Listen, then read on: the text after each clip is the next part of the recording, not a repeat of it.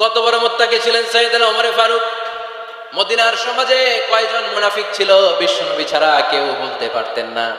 বিশ্বনবী কোন সাহাবীকে মুনাফিকদের লিস্ট দিয়ে যান নাই, একজন সাহাবী ছাড়া। দেখি কেউ বলতে পারেন কিনা ওই সাহাবীর নাম? কি নাম? হুযায়ফা ইবনুল ইয়ামান রাদিয়াল্লাহু তাআলা আনহু। ওনাকে বলা হতো সাহিবু সিররি রাসূলিল্লাহ, আল্লাহ রাসূল সাল্লাল্লাহু আলাইহি ওয়াসাল্লামের গোপন তথ্যের ধারক বাহক। সুবহানাল্লাহ পড়বেন না? বিশ্বনবী ইন্তেকালের আগে মদিনার সমাজে মোট কয়জন মুনাফিক আছে এই তথ্য আবু বকরকে বলেন নাই, ওমর রাদিয়াল্লাহু তাআলা আনহুকে বলেন নাই, উসমান রাদিয়াল্লাহু তাআলা আনহু, আলী রাদিয়াল্লাহু তাআলা আনহু, আশারাতুল মুবাশশিরিনা বিল জান্নাহ কোন সাহাবীকে বলেন নাই। শুধুমাত্র কেবলমাত্র একমাত্র হুযায়ফা ইবনুল ইয়ামান রাদিয়াল্লাহু তাআলা আনহুর কাছে মুনাফিকদের লিস্টে বিশ্বনবী দিয়ে গিয়েছে। সুবহানাল্লাহ পড়ে। মদিনায় কারা কারা মুনাফিক কেউ জানতো না হুযায়ফা ছাড়া। কে ছাড়া? নামটা আজকে মুখস্থ করেন, যাতে অন্য কোনো ওয়াজে কেউ জিজ্ঞেস করলে বলতে পারেন। মুনাফিকদের লিস্ট যে সাহাবীর কাছে বিশ্বনবী দিয়ে গিয়েছিলেন, সাহাবীর নাম কি? নাম? নামটা কেমন লাগে? ভাল লাগে? অনেকে আমারে জিজ্ঞেস করে, হুজুর আমার ছেলে হবে আগামী মাসে, একটা নাম দেন। নাম দিয়ে দিলাম হুযায়ফা। যাদের হবে ছেলে, এলাকা যাদের নেক্সট কয়েক মাসে ছেলে হবে, খালি হুযায়ফা চলবে। কি চলবে? ভাল লাগে? নামটা ভাল লাগে? রাইখেন, অনেক সুন্দর নাম। উনি জানতেন মুনাফিক কারা। দেখেন ওমর ফারুকের তাকওয়ার লেভেলটা কত হাই।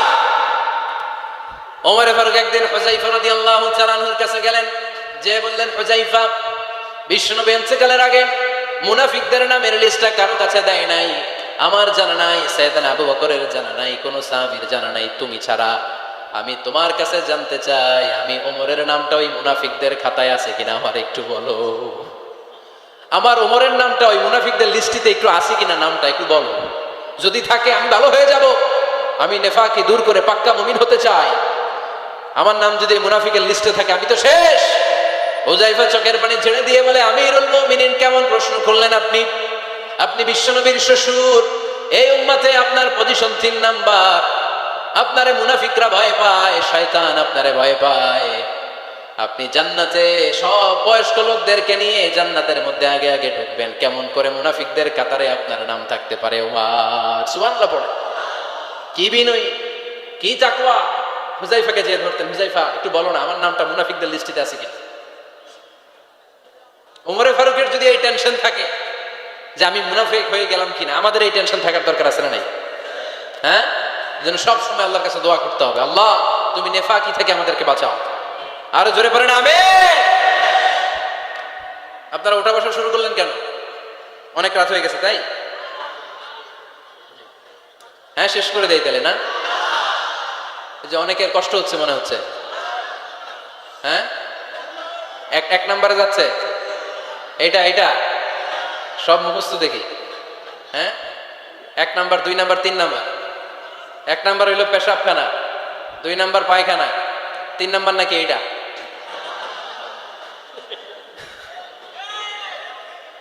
আছে না নাই? না। সিগারেট কোন মুসলমান খেতে পারে? সিগারেট হয় টোবাকো প্ল্যান্টস থেকে, তামাক পাতা।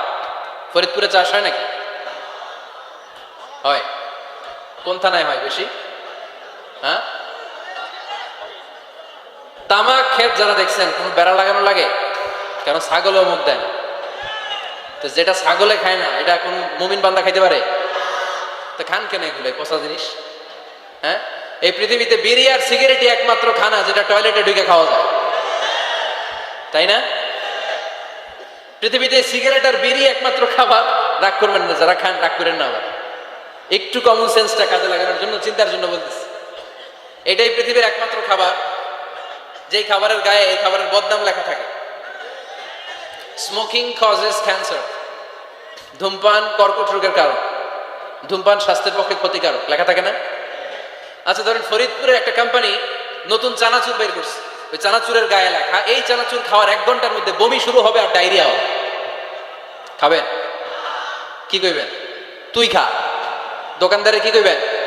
তুই খা, তোর বমি হোক, তোর 14 গোষ্ঠীর ডায়রিয়া হোক, আমি টাকা দিয়ে এগুলো কিনবো না, ঠিক কিনা? কারণ এই প্রোডাক্টের গায়ে এই প্রোডাক্টের বদনাম লেখা, এটা আমরা কিনবো কেন? কিন্তু সিগারেটের উপরে সিগারেটের বদনাম লেখা থাকার পরও আমরা খাই, টয়লেটে বসে খাই। এটার মধ্যে একটা পয়জন আছে, এটাকে বলে স্লো পয়জন, নিকোটিন। এটা আপনার লাং ফুসফুসকে শেষ করে দিবে, স্লো পয়জন। সিগারেট খাওয়া অনেকটা আত্মহত্যা শামিল। বিষ খেলে সাথে সাথে মরে, সিগারেট খেলে ধুকে ধুকে মরে। আর সিগারেট থেকে হিরোইন, গাঁজা, ফেন্সিডিল, ইয়াবা, ম্যারিজুয়ানার পথে মানুষ পথ বাড়ায়, পা বাড়ায়, তাই না? এগুলো খাবেন না। ওয়ালা তুলকু আইদিকুম ইলা তাহলুকা, নিজেকে স্বেচ্ছায় ধ্বংসের দিকে ঠেলে দিও না। জীবনটা অনেক সুন্দর, জীবনটা অনেক রঙিন, আল্লাহর দেয় জীবনটাকে উপভোগ করার দরকার আছে না নাই? এই জন্য সিগারেটকে এই ফরিদপুরের প্রোগ্রাম থেকে আমরা আজকে নো বলে দিলাম। কি বলে দিব? আওয়াজ করে সবাইকে আমরা সবাই একসাথে বলবো, সিগারেটকে কি বললাম? মনে থাকবে না? মাহফিলের প্যান্ডেল থেকে বাইর হয়ে আবার ইয়েস, হ্যাঁ না, ইয়েস করা যাবে না। সিগারেটকে কি বললাম? নো। ওমরে ফারুক রাদিয়াল্লাহু তাআলা আনহু আমাদের সুপার হিরো, আমাদের সবাই বলেন আমাদের। উনি কত বড় সুপার হিরো শুনেন। উনি জুমার খুতবা দিচ্ছেন। কি দিচ্ছেন? মসজিদে নববীতে খুতবার মাঝখানে হঠাৎ বললেন, ইয়া সারিয়াতাল জাবাল, ইয়া সারিয়াত ইবনে জানিমিল জাবাল। এই কথা বলেই আবার খুতবা দিতে শুরু করলেন। ওনার এই ইয়া সারিয়াত ইবনে জানিমিল জাবালের সাথে আগের কথারও কোনো মিল নাই, পরের কথারও কোনো মিল নাই। জুমার নামাজের পর মুসল্লি সাহাবারা ধরলেন, বললেন, ইয়া আমিরাল মুমিনিন। খুতবার মাঝখানে হঠাৎ করে ইয়া সারিয়াত ইবনে জানিমিল জাবাল বলে আপনি চিৎকার করলেন কেন? আপনার এই বাক্যের সাথে আপনার খুতবার আগের বাক্যের কোনো মিল নাই, আপনার খুতবার পরের বাক্যেরও কোনো মিল নাই। এই কথা আপনি কারে বললেন? কারে উদ্দেশ্য করে বললেন? এই কথার তাৎপর্য কি আমাদেরকে বুঝিয়ে বলেন। ওমরে ফারুক বললেন, আমি যখন খুতবা দিচ্ছি আমি দেখতে পেলাম ওই যে কয়েক মাস আগে আমি আমার মুসলিম সেনাবাহিনী পারস্যে আক্রমণের জন্য পাঠিয়েছি, বর্তমান ইরানের ওই বিশাল এলাকাতে পারস্যে আমি আমার ব্যাটালিয়ন পাঠিয়েছি। আমি হঠাৎ করে দেখতে পেলাম আমার মুসলিম বাহিনীর সেনাপতি যুদ্ধের এক পর্যায়ে তার ডানে আছে উপত্যকা, বায়ে আছে পাহাড়, সে পাহাড়ি রাস্তা ছেড়ে দিয়ে উপত্যকার দিকে যেতে শুরু করেছে। আমি দেখতে পেলাম আমার মুসলিম বাহিনী যদি উপত্যকার দিকে ছুটে বেড়ায়, কাফির মুশরিকরা আমার মুসলিম বাহিনীকে কচুকাটা করে ফেলবে। তাই আমি এখান থেকে তাদেরকে কমান্ড দিয়ে বলেছি, ইয়া সারিয়াতাল জাবাল, উপত্যকার দিকে নয় পাহাড়ের দিকে যাও, তাহলেই তোমাদের বিজয় নিশ্চিত হয়ে যাবে। উপত্যকার দিকে যেও না, ইলাল জাবাল, ইলা সারিয়াতিল জাবাল, পাহাড়ের দিকে ছোট। সাহাবারা অবাক, ঘটনা কি? উনি বসে আছেন মদিনায় মসজিদে নববীর মিম্বারে দাঁড়িয়ে, উনি যদি ইয়া সারিয়াতাল জাবাল বলে, এটা কি ইরানে যাবে নাকি? ও মিয়া, তখনকার সময়ে বর্তমানের মতো মোবাইল ছিল নাকি? ইন্টারনেট ছিল নাকি? কিছু ছিল? খালি মুখে আমি যদি বলি ইয়া সারিয়াতাল জাবাল, এটা ইরানে যাবে, ইন্ডিয়ায় যাবে, ঢাকায় তো যাবে না, ফরিদপুর শহরেই তো বসবে না, ঠিক কিনা? কিন্তু এটা আমিরুল মুমিনিন বিশ্বাসী সাহাবারা বিশ্বাস করে নিল। কিছু মুনাফিক ছিল, এরা কবে না ঝামেলাস, এটা তো সম্ভব না। এক কাজ করি, এই সেনাপতি যখন বিজয়ী বেশে মদিনায় ফিরে আসবে আর আমরা ধরবো। এরা দিন গুনতে লাগলো, এই সেনাপতি মুসলিম বাহিনী নিয়ে পারস্য জয় করে কবে ফিরে আসবে। এই মুনাফিকের দলগুলো কখনো সেনাবাহিনীকে অভ্যর্থনা জানাতে যেত না, কিন্তু এইবার সবার আগে মদিনার উপকণ্ঠে যে সেনাপতিদেরকে অভ্যর্থনা জানানোর জন্য ফুল নিয়ে রেডি, ফুল নিয়ে দাঁড়াইছে। সেনাপতি ঢুকার সাথে সাথে ধরছে, এই সেনাপতি কোত্থেকে আসছে? কয় পারস্য জয় করে আসছে। কয় এমন এমন দিন, জুমার দিন দুপুর বেলা যুদ্ধের মাঝখানে আমিরুল মুমিনিনের কণ্ঠের কোন কথাবার্তা শুনছো নাকি? সেনাপতি অবাক, কয় তোমরা জানলা কেমনে? শুনছি তো। সুবহানাল্লাহ পড়বেন না?